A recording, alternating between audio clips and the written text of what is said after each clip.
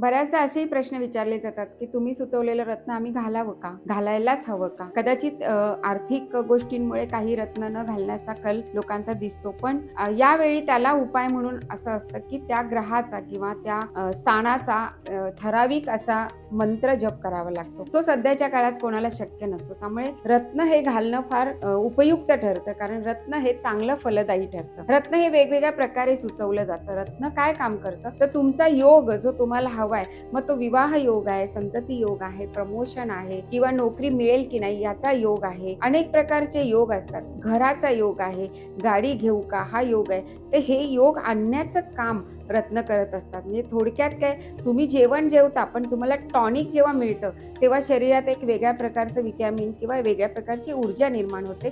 तेच काम ही रत्न करत असतात. त्यामुळे रत्न तुम्ही नक्की परिधान करावेत.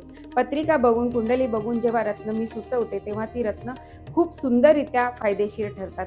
अनेक लोकांचे असे अभिप्राय सुद्धा मला आलेले आहेत, की केवळ तर आता तर काही जण असे फोन करतात, की आम्हाला ना रत्न घालायचं, तर तुम्ही सांगाल का आमच्या पत्रिकेप्रमाणे? तर नक्की तुम्ही पत्रिकेप्रमाणे, कुंडलीप्रमाणे तुम्हाला काय हवंय यासाठी तुम्हाला जर आरोग्य बिघडत असेल, तर ते आरोग्य नीट करण्यासाठी सुद्धा रत्नपत्रिकेद्वारे सुचवले जातात आणि या रत्नांचा अतिशय चांगला उपयोग होतो. त्यामुळे कोणतीही मनात भावना न ठेवता श्रद्धा आणि विश्वासाने त्या रत्नावर विश्वास ठेवून तुम्ही जर रत्न परिधान केलात तर तुम्हाला नक्की त्या प्रकारचं फळ रत्न तुम्हाला देत असतं. जय गजानन.